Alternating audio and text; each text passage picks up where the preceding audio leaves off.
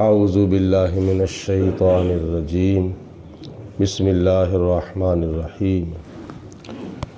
ہمارے پیارے آقا، ساری کائنات کے داتا، اللہ کے محبوب حضرت محمد مصطفیٰ صلی اللہ علیہ وسلم کے معجزات جو بے شمار ہیں، ان میں سے کئی معجزے وہ تھے جو نبی پاک علیہ الصلوۃ والسلام کی ظاہری حیات تک محدود تھے، بعد میں ظاہر نہیں ہوئے، جیسے چاند کا دو ٹکڑے ہونا، سورج کا واپس پلٹنا، پتھروں کا حاضر ہونا۔ یہ معجزے حضور کی ظاہری حیات تک محدود تھے، لیکن کچھ وہ معجزے ہیں جو 1400 سال سے لے کر اب تک اور اب سے لے کر قیامت تک حضور کے معجزات نظر آتے تھے، نظر آ رہے ہیں اور قیامت تک نظر آتے رہیں گے۔ ان میں سے ایک معجزے کا ذکر میں نے آج کرنا ہے، وہ ہے اللہ تعالیٰ کا قرآن ہے، قول محمد قول خدا، فرمان نہ بدلا جائے گا، بدلے گا زمانہ لاکھ مگر قرآن نہ بدلا جائے گا، حق والے رہیں گے حق پہ صدا، جئیں گے مریں گے حق پہ صدا، اسلام کی دنیا میں لیکن سلطان نہ بدلا جائے گا۔ یہ جو قرآن پاک ہے نا، اس کو نبی پاک علیہ الصلوۃ والسلام کا عظیم الشان اور محیر العقول معجزہ اس لیے بھی کہا جاتا ہے کہ یہ 1400 سال سے لے کر اب تک اور اب سے لے کر محفوظ تھا اور محفوظ ہے اور اب سے لے کر قیامت تک محفوظ رہے گا۔ پہلی کتابیں تبدیل کر دی گئیں، تورات، انجیل، زبور، ان کتابوں کو تبدیل کر دیا گیا، لیکن قرآن پاک کو تبدیل کرنے کی کسی کی جرت نہ پڑی تھی، نہ پڑی ہے اور نہ پڑے گی، اس لیے کہ اس کی حفاظت کرنے والا خدا ہے، اور جس چیز کی حفاظت کرنے والا خدا ہو اس کے اندر کون تغیر و تبدل کر سکتا ہے؟ حقیقت میں اس کی حفاظت کا ذمہ تو اللہ پاک کی ذات نے خود لیا ہے۔ اِنَّا نَحْنُ نَزَّلْنَا الذِّكْرَ وَإِنَّا لَهُ لَحَافِظُونَ۔ اللہ فرماتا ہے کہ اس قرآن کو نازل بھی ہم کرنے والے ہیں اور اس کی حفاظت کا ذمہ بھی ہم نے خود ہی لیا ہے۔ وہ مختلف اسباب ہیں، وہ مختلف ذرائع ہیں۔ ایک تو ذریعہ یہ ہے کہ جیسے مدارس کے اندر بچوں کو قرآن پاک حفظ کرایا جاتا ہے، بچے جو ہیں قرآن پاک حفظ کرتے ہیں اور پوری دنیا کے اندر لاکھوں کی تعداد میں نہیں بلکہ کروڑوں کی تعداد میں اب بھی قرآن پاک کو بچے حفظ کر رہے ہیں، اور بچوں کا حفظ کرنا، پھر حفظ کو برقرار رکھنا، پھر رمضان المبارک کے اندر نماز تراویح کے اندر سنانا، یہ قرآن پاک کی حفاظت کا ایک ذریعہ اور سبب ہے۔ نمبر 2، حضرت سیدنا ابو بکر صدیق رضی اللہ تعالی عنہ کے دور خلافت میں جب گستاخ رسول مسیلمہ کذاب نے اپنی جھوٹی نبوت کا دعویٰ کیا تو جناب ابو بکر صدیق رضی اللہ تعالی عنہ نے صحابہ کرام کو تیار کر لیا کہ نبی پاک علیہ السلام کی ختم نبوت کا تحفظ کرنا ہے۔ یمامہ کے مقام پر جناب صدیق اکبر رضی اللہ تعالی عنہ کثیر تعداد میں صحابہ کرام کو لے کر آ گئے، اور آپ نے پھر یہ بھی فرمایا کہ یہ جو میدان بدر کے غازی ہیں نا، میدان بدر کے غازی صحابہ ہیں، کل تو 313 کی تعداد تھی، ان میں سے تقریباً 14 صحابہ کرام شہید ہوئے تھے میدان بدر میں، اور باقی صحابہ جو تھے وہ غازی بن کر واپس آئے تھے۔ تو جناب صدیق اکبر رضی اللہ تعالی عنہ ان بدری صحابہ کا بڑا ادب احترام کرتے تھے، اور بڑی ان کو فوقیت دیتے تھے، بڑی اہمیت دیتے تھے۔ اور یہ بھی بڑی اچھی بات ہے کہ کسی یادگار کو قائم رکھنا، یہ بدری صحابہ ہیں۔ اعلیٰ حضرت امام محمد رضا رحمۃ اللہ تعالیٰ علیہ کے فتاوی رضویہ کی ایک بات یاد آ گئی ہے کہ حضرت سیدنا امیر معاویہ رضی اللہ تعالیٰ عنہ کو پتہ چلا کہ فلاں مقام پر نبی پاک علیہ الصلوۃ والسلام کی ایک صحابی ہیں جن کا نام ہے حضرت قابس بن ربیہ۔ چہرے کے کچھ ایسے آثار تھے جو نبی پاک علیہ الصلوۃ والسلام کے ساتھ ملتے تھے، یعنی وہ ان کا چہرہ جو تھا وہ حضور علیہ الصلوۃ والسلام کے چہرے کے مشابہ تھا۔ تو جناب امیر معاویہ کو پتہ چلا، آپ نے ان کو پیغام بھیجا کہ آئیں میرے غریب خانہ پر تشریف لائیں، میں آپ کا دیدار کرنا چاہتا ہوں۔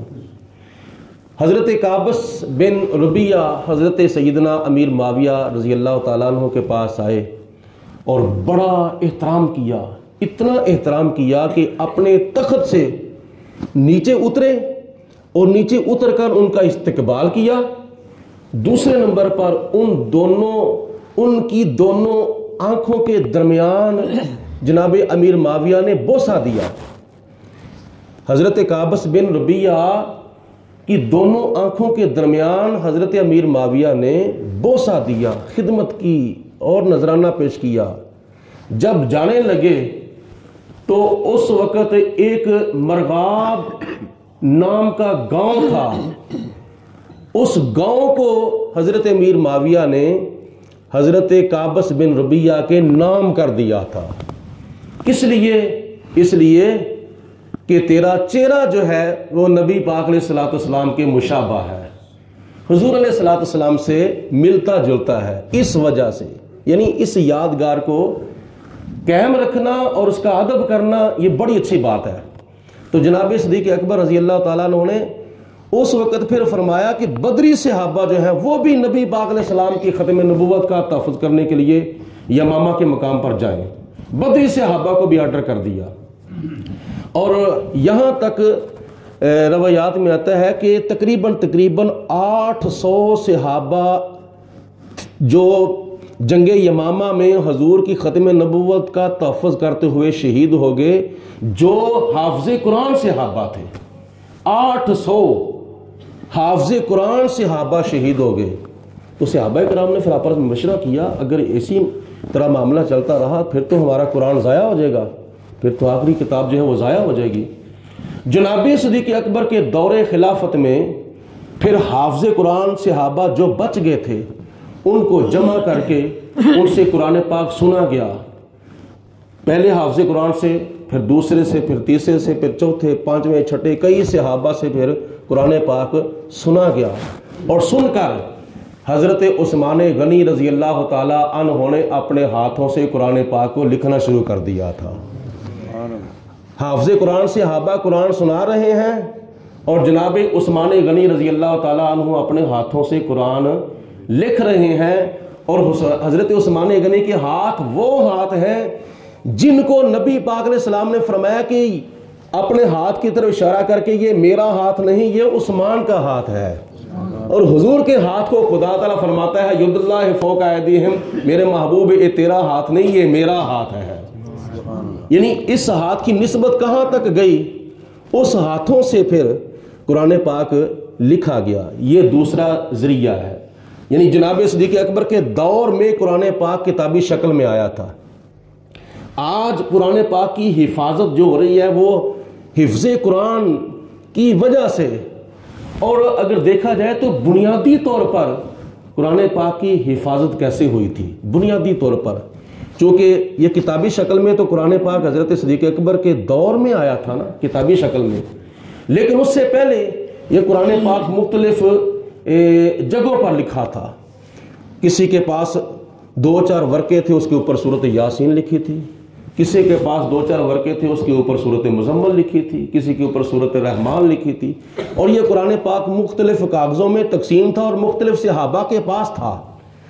اور ہڈیوں کے اوپر قرآن پاک لکھا، چمڑوں کے اوپر قرآن پاک لکھا۔ اگر کسی کے پاس کوئی اور چیز نہیں تھی وہ درختوں کے پتے لے کر اس کے اوپر قرآن پاک کے چند آیتیں، چند صورتیں لکھوا کے اپنے پاس رکھتا تھا۔ ان کو بھی جمع کیا گیا، حافظ قرآن صحابہ کو بھی جمع کیا گیا، تو صدیق اکبر کے دور میں یہ کتابی شکل میں آ گیا۔ لیکن پہلے نبی پاک علیہ الصلوۃ والسلام کے دور میں کیا ہوتا تھا، جب اللہ تعالیٰ کی طرف سے وحی آتی تھی تو نبی پاک علیہ الصلوۃ والسلام اپنے پاس کچھ کاتبین کو رکھتے تھے۔ کاتبین، وہ چند کاتبین ایسے تھے جو حضور علیہ الصلوۃ والسلام کی اس خدمت پر مامور تھے کہ جب بھی وحی آتی تھی، کوئی کاتب آپ کے پاس ہوتا تھا، فرمایا کہ یہ آیت بھی لکھ لو۔ کوئی صورت آتی تھی وحی کے طور پر تو حضور فرماتے تھے کہ یہ بھی لکھ لو، یہ بھی لکھ لو، یہ بھی لکھ لو، یہ بھی لکھ لو۔ اور مختلف صحابہ کرام کے اندر تقسیم آیات بینات صورتیں ہو جاتی تھیں۔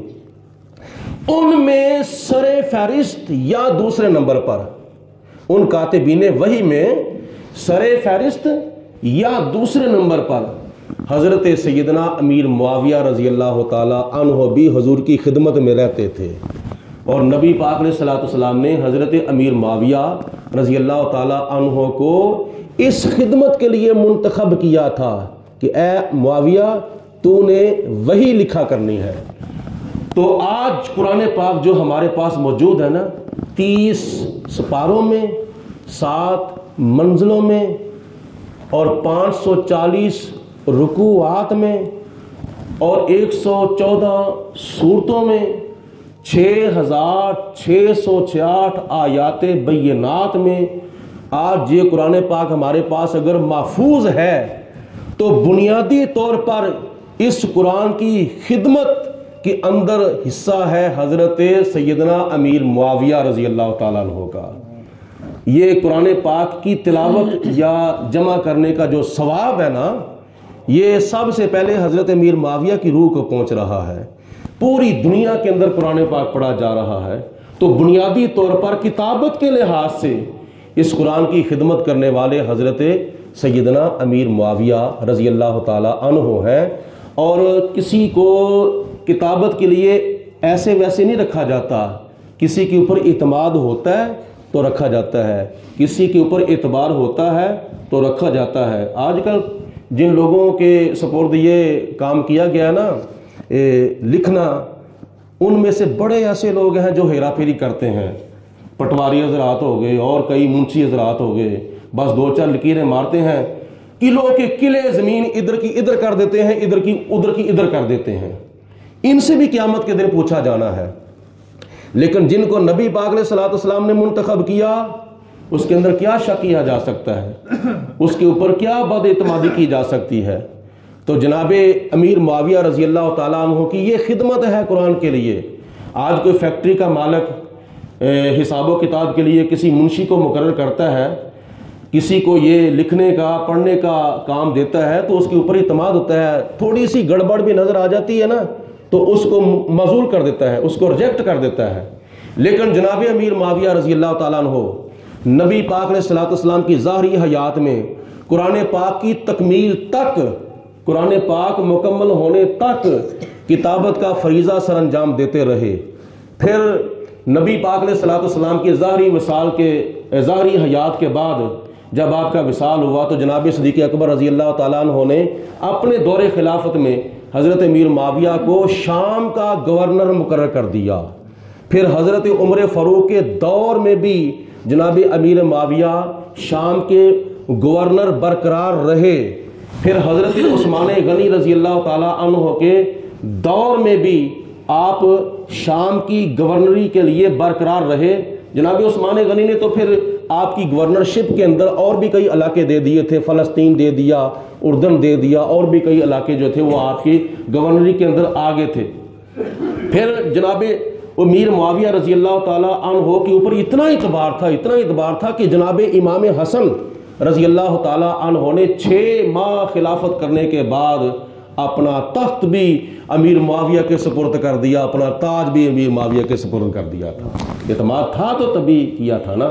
اس لیے یہ خدمت ہے کتابت کی حضرت امیر معاویہ رضی اللہ تعالیٰ عنہ کی۔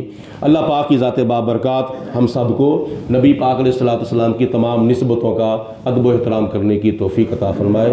وآخر دعوانا ان الحمد للہ رب العالمین۔ درود پاک بابا سے بلند السلام علیکم یا سیدی یا رسول اللہ۔ وعلى آلك وأصحابك يا سيدي الصلاة والسلام عليك يا رحمة للعالمين وعلى آلك وصحبك يا خاتم النبيين اللهم صل على سيدنا ومولانا محمد وعلى آل سيدنا ومولانا محمد وبارك وسلم اللهم ربنا ظلمنا أنفسنا وإن لم تغفر لنا وترحمنا لنكونن من الخاسرين ربنا اغفر لي ولوالدي وللمؤمنين يوم يقوم الحساب یا الہی رحم فرما مصطفیٰ کے واسطے، یا رسول اللہ کرم کیجئے خدا کے واسطے، مشکلیں حل کر شہ مشکل کشا کے واسطے، کربلائیں رد شہید کربلا کے واسطے، یا الہی ہے تجھے عزت تیری کا واسطہ، معاف کر میرے گناہ پیارے نبی کا واسطہ،